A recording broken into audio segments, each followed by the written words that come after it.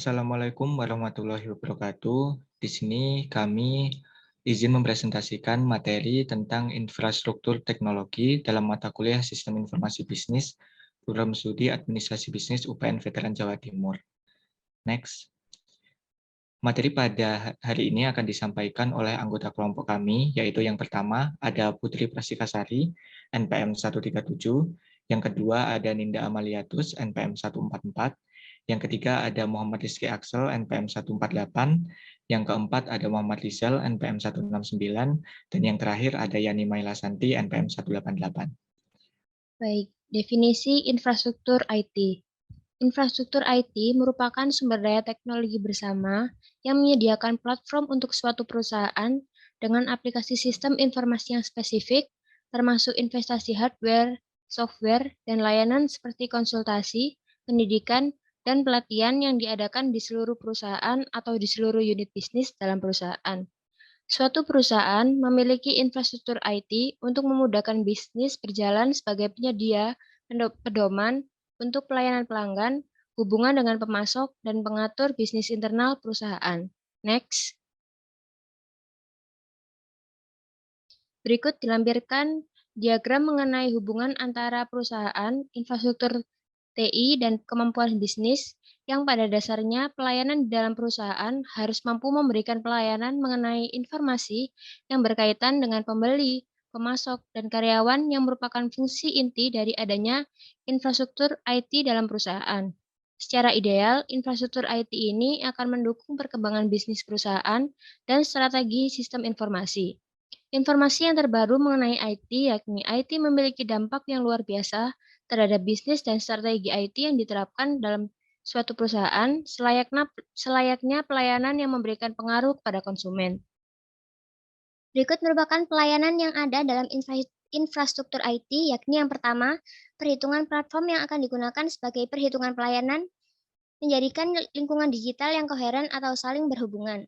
Yang kedua, pelayanan telekomunikasi yang menyediakan data suara maupun video yang terkoneksi dengan para karyawan, pelanggan, dan pemasok. Yang ketiga, pelayanan manajemen data yang menyediakan atau memberikan kemampuan untuk menganalisis data. Yang keempat, pelayanan aplikasi software sebagai penyedia berbagai kemampuan bisnis perusahaan.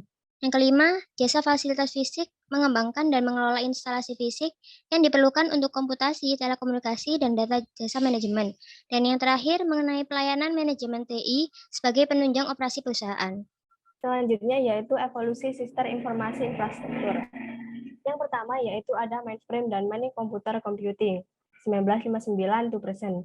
Pengenalan IBM 1401 dan 7090 merupakan mesin transistor mainframe di tahun 1959, menandai awal penggunaan luas komputer mainframe secara komersil. Yang kedua yaitu era komputer pribadi 1981 to present. Personal komputer muncul di tahun 1970-an yang berbentuk mesin yang pangsa pasarnya hanyalah terbatas pada penggemar komputer. Contoh dari nama perusahaan yaitu Aerox, Alto, MITS, Altair, dan Apple. Next. Yang ketiga yaitu klien atau server era 1983 to present.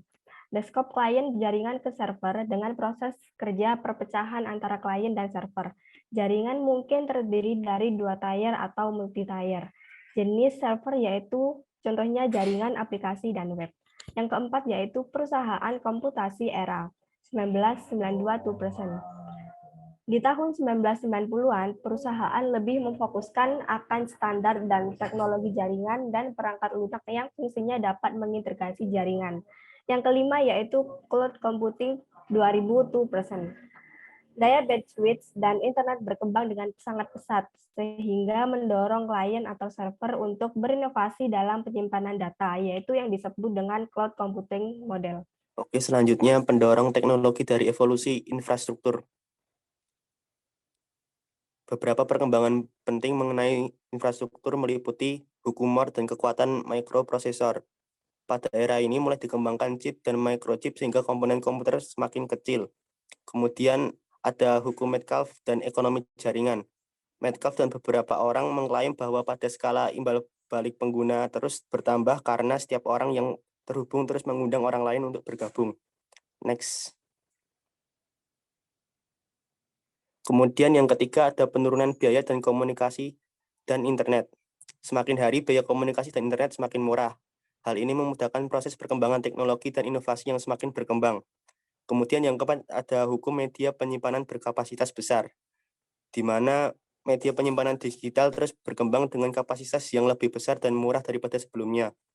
Kemudian yang kelima ada standar dan efek jaringan. Semakin mudahnya pemberian izin antar pihak dalam perkembangan teknologi memudahkan infrastruktur semakin berkembang. Next. Komponen infrastruktur.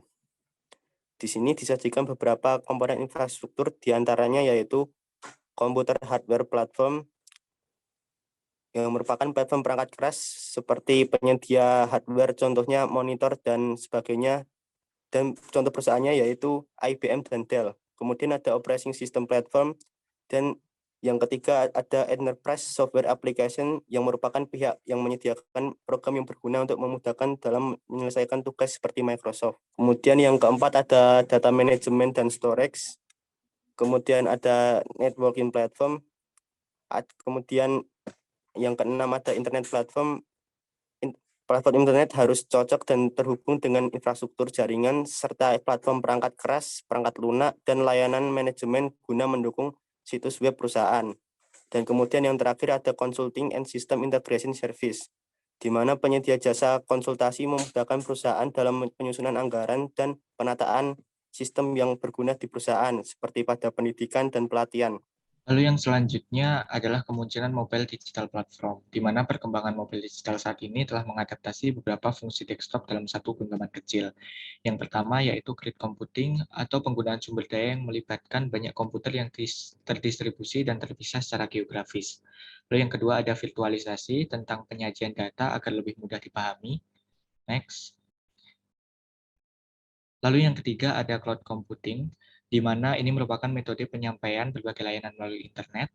Dan yang keempat ada green computation, yaitu mengelola sumber daya agar lebih ramah lingkungan dan efisien. Next. Dan yang kelima adalah komputasi otonom atau sumber daya komputasi terdistribusi dengan karakteristik swakelola. Baik, selanjutnya ada tren platform perangkat lunak kontemporer. Terdapat 4 tema utama dalam evolusi ini. Yang pertama ada Linux dan open software. Perangkat lunak atau open source adalah perangkat yang diproduksi oleh komunitas programmer, gratis dan dapat dimodifikasi oleh pengguna. Software ini didasarkan pada sistem operasi Linux atau Unix. Yang kedua ada Java dan Ajax. Java adalah sistem operasi independen, prosesor independen, objek-oriented bahasa pemrograman yang telah menjadi terkemuka interaktif lingkungan untuk web. Ajax adalah teknik pengembangan web lain untuk menciptakan interaktif aplikasi web yang mencegah semua ketidaknyamanan. Yang ketiga ada layanan web dan arsitektur berorientasi layanan. Layanan web merujuk kepada sekumpulan komponen perangkat lunak longgar ditambah dengan pertukaran informasi dengan masing-masing menggunakan standar komunikasi web universal dan bahasa. Service Oriented Architecture atau SOA merupakan layanan mandiri yang berkomunikasi satu sama lain untuk membuat aplikasi perangkat lunak bekerja. Yang terakhir ada software outsourcing dan layanan cloud. Outsourcing adalah cara penyediaan tenaga kerja dari pihak luar dengan sistem kontrak yang bersifat sementara dan tanpa jenjang karir. Yang terakhir ada tantangan infrastruktur manajemen teknologi informasi, di mana tantangan utama yang termasuk berurusan dengan platform yang ada dan perubahan infrastruktur, manajemen infrastruktur dan tata kelola, dan membuat infrastruktur yang bijaksana investasi. Selain itu, total biaya kepemilikan teknologi sumber tidak hanya mencakup biaya asli dari perangkat keras komputer dan software, tetapi juga biaya untuk hardware dan upgrade perangkat lunak, pemeliharaan, dukungan teknis, dan pelatihan. Baik, sekian presentasi mengenai teknologi informasi. Mungkin apabila ada kesalahan penyampaian dalam kelompok saya mohon maaf. Saya mewakili teman-teman, pamit undur diri. Wassalamualaikum warahmatullahi wabarakatuh.